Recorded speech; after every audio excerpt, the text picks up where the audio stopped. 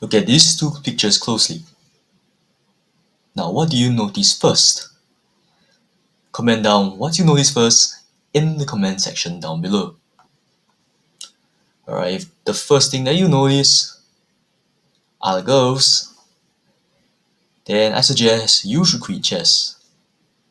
But if you notice the chess board and the chess pieces first, then you have potential to be a grandmaster. Congratulations! Yay! I'm just joking. Okay, so in this video, what I actually want to bring about is actually awareness in chess. More of the situational awareness on the board.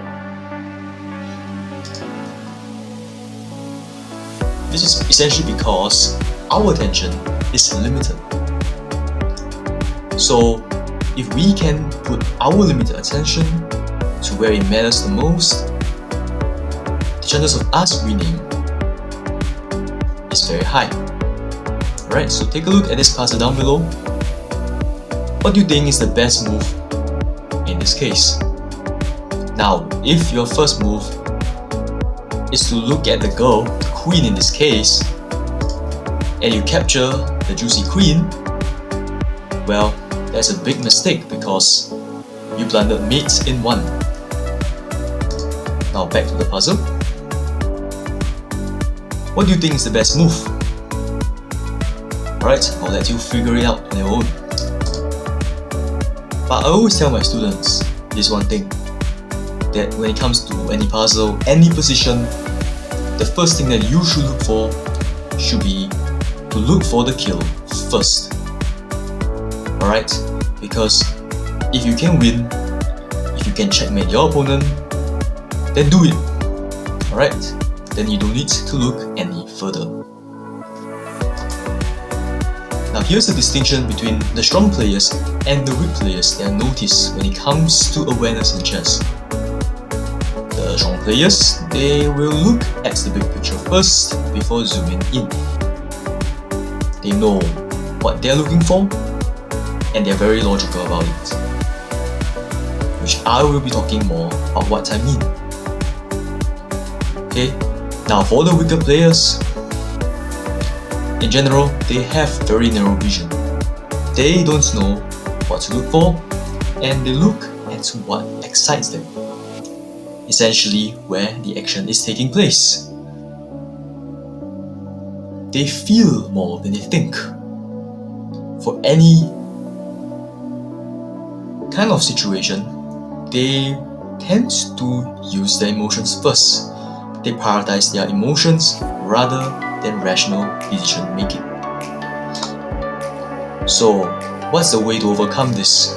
How do you make sure that you're not missing anything and you're playing the best move possible?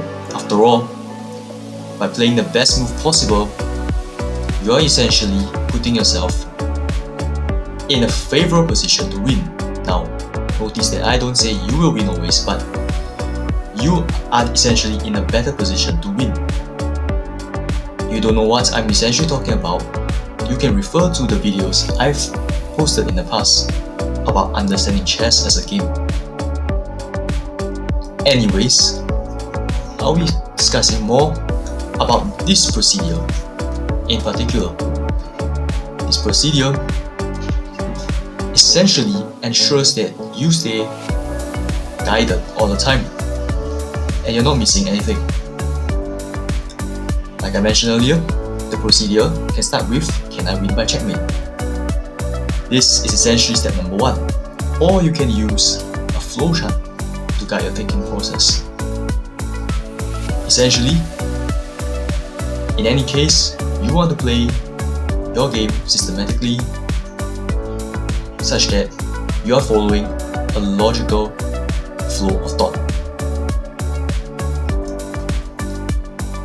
Now, if you find this channel helpful, do consider subscribing and turn on the notification.